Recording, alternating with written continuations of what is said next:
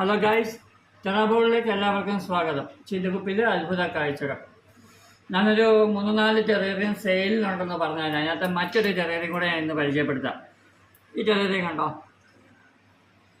ഇതിനകത്താണെങ്കിൽ ഒരു സ്റ്റാച്യു ആണ്. പിന്നെ ട്രിഫ്റ്റ് വുഡുണ്ട്, മോസസ് ഉണ്ട്, മോസ്, അതുപോലെ 3-4 ടൈപ്പ് മോസ് ഉണ്ട് കേട്ടോ. സ്റ്റാർ മോസൊക്കെ നമ്മൾ സൂക്ഷിച്ച് നോക്കിക്കഴിഞ്ഞാൽ അതിനകത്ത് കാണാനായിട്ട് സാധിക്കും.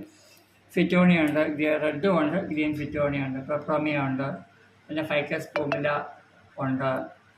ഇതും ഒരു 3 മാസം പ്രായമായ ഒരു ക്ലോസ്ഡ് ടെറേറിയമാണ്. ഇപ്പം ഞാൻ ഓപ്പൺ ചെയ്തിരിക്കുകയാണ്. ഈ ലൈറ്റ് ഒന്ന് ഫിറ്റ് ചെയ്യാൻ വേണ്ടിയുള്ള സൗകര്യത്തിന് വേണ്ടി ഓപ്പൺ ചെയ്തതാണ്.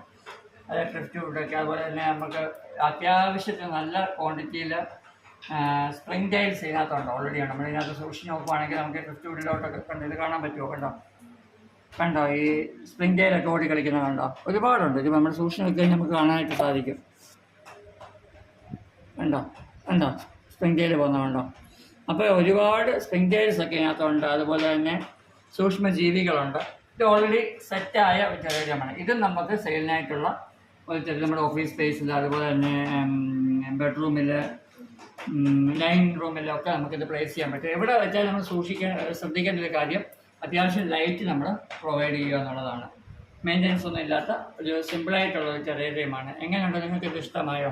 അപ്പോൾ ഞാൻ എപ്പോഴും പറയുന്നത് പോലെ, believe that tomorrow will be better than today. ഇന്നത്തേതിനേക്കാൾ നാളെ നന്നായിരിക്കുമെന്ന് ശുഭാപ്തി വിശ്വാസത്തോടെ മറ്റൊരു വീഡിയോയുമായി കാണുന്നത് വരേക്കും ബൈ.